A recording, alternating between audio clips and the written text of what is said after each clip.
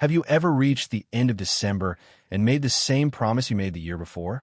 Maybe you said 2024 would be your year, and it wasn't. Maybe you said 2025 would be different, and it wasn't that either. Maybe right now you're looking at a new year and feeling something you don't want to admit. Not hope, but exhaustion. The exhaustion of trying again. Maybe you've set the goals, bought the journal, written the vision board, listened to every podcast about habits and discipline and mindset. And still, 12 months later, you're standing in the same place wondering what is wrong with you. If you've ever felt like the new year is just a countdown to your next disappointment, this story is for you.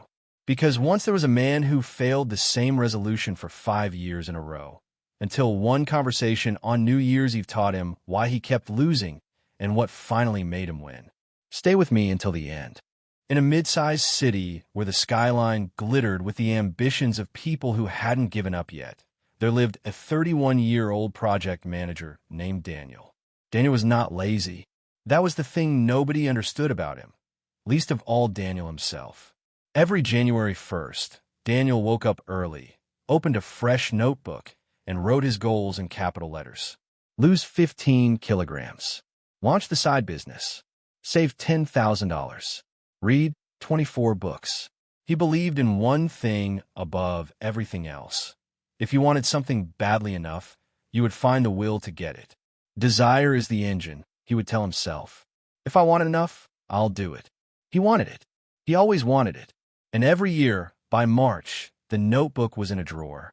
By June, it was under a pile of unopened mail. By December, it was gone. And so was the version of himself he'd promised to become. His colleagues had noticed. Daniel, aren't you going to the gym again this year?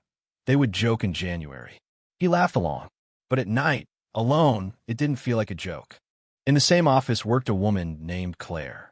Claire was the same age, same salary, same busy schedule, same commute. She had 2 children. Daniel had none. She slept 6 hours a night. He slept 8. And yet, Claire had lost 12 kilograms 2 years ago and kept them off. She had started a freelance consulting practice on the side that now made her an extra $2,000 a month. She read 1 book every 3 weeks, without fail. Daniel watched her and felt a mix of admiration and quiet fury. She must have more willpower than me, he told himself. Some people just have it, and some people don't. That belief, that winners were born, not built, let him off the hook. And it was slowly destroying him. On December 28th of that year, Daniel sat in his car in the office parking garage for 40 minutes before going inside. He couldn't explain it. He wasn't sick. He wasn't sad exactly. He just couldn't move. The weight of 5 identical years pressed down on him like something physical. That evening, he opened his phone and scrolled back through his photos. January 2021. January 2022. January 2023. January 2024. January 2025. In every photo, he was smiling, holding a new journal, a gym bag, a green smoothie. In every photo, he looked hopeful. And in every photo, he looked exactly the same as the year before. He put the phone down and sat in the dark for a long time. Then he said something out loud that he had never allowed himself to say before. I don't know what I'm doing wrong. On New Year's Eve, at the office party, Daniel found himself standing next to Claire by the window overlooking the city. The countdown was 3 hours away. He had had 1 drink and his guard was down. Can I ask you something? He said. And I need you to be honest. Claire looked at him. Go ahead.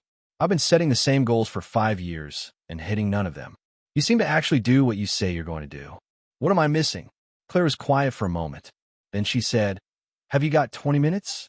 Because the answer isn't what you think it is. They found a quiet corner.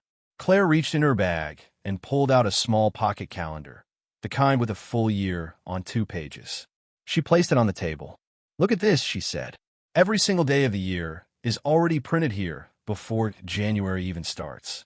The year doesn't care about your goals. It just moves. The question is whether you have a plan that moves with it or a wish that gets left behind. She tapped the calendar. You've been making wishes, Daniel. I used to do the same thing. Then someone showed me 3 things that changed everything. Let me show you what I learned. Law 1. Decide the identity before you decide the goal. Every year you write, lose 15 kilograms. That is a destination, not a direction. The person who loses the weight doesn't decide to lose weight. They decide to become someone who moves their body every day and treats food as fuel. The goal follows the identity. When I stopped saying, I want to get fit, and started saying, I am someone who trains 4 times a week, everything shifted. The goal becomes almost automatic because the identity demands it. Before you write a single goal for 2026, write this first. Who is the person you are becoming this year? Name them. Describe them in 3 sentences. Then let your goals serve that person. Law 2. Never miss twice, and only track that. You have been measuring yourself by results, kilograms lost, money saved, pages read. But results are slow. They come months after the actions that caused them. So when you don't see results in February, you lose faith. Here is what I track instead. Did I show up today? That is the only question. And the only rule is this: never miss twice in a row. Miss one day, fine, life happens. But the moment you miss 2 days in a row, the habit is breaking. Not the streak, the identity. 1 miss is an accident. 2 misses is the beginning of a new story you don't want to be living. Track only your consistency. The results will take care of themselves. Law 3. Give every goal a container, not a deadline. A deadline is a cliff. When you say, I will save $10,000 by December, every week you are behind schedule feels like failure, and failure kills momentum. A container is different. A container is a protected slot in your life that the goal lives inside. My consulting practice has a container, Tuesday and Thursday evenings, 7 to 9 p.m. That time belongs to it, no matter what. I don't ask, am I on track? I ask, did I show up to the container? Containers cannot be missed by circumstance because they're already decided. Deadlines get pushed. Containers get filled. Schedule the work first. The goal will grow inside it. Claire folded the calendar and slid it across the table to Daniel. Keep that. You don't need a new year to start. You need a new system. The countdown reached midnight. For the first time in 5 years, Daniel did not make a resolution. He made a decision. On January 2nd, Daniel did not open a new notebook. He sat at his kitchen table for 90 minutes and wrote 3 sentences. Who he was becoming in 2026. Then he mapped 2 containers, 6:15 a.m. on weekdays for movement, Sunday evenings for his side project. He told no one. He did not post about it. He missed day 4. He showed up on day 5. He missed a Sunday in February when his sister visited. He showed up the following Sunday. By March, he had lost 4 kilograms, not because he was trying to lose weight, but because the person he had decided to become moved every morning. By June, his side project had its first paying client, $400. By September, 3 clients, $1,800 a month. He had read 11 books, not because he had set a goal of 12, because the person he had written down in January was someone who read. In December, a colleague asked him at the Christmas party, Daniel, you seem different this year. What changed? Daniel smiled. I stopped making wishes and started building containers. Claire was across the room. She caught his eye and nodded once. My friend, Daniel's story is not about discipline or willpower or being the kind of person who has it all figured out. It is about the difference between a wish and a system, between wanting to change and deciding who you are. Here is what I need you to remember as 2026 begins.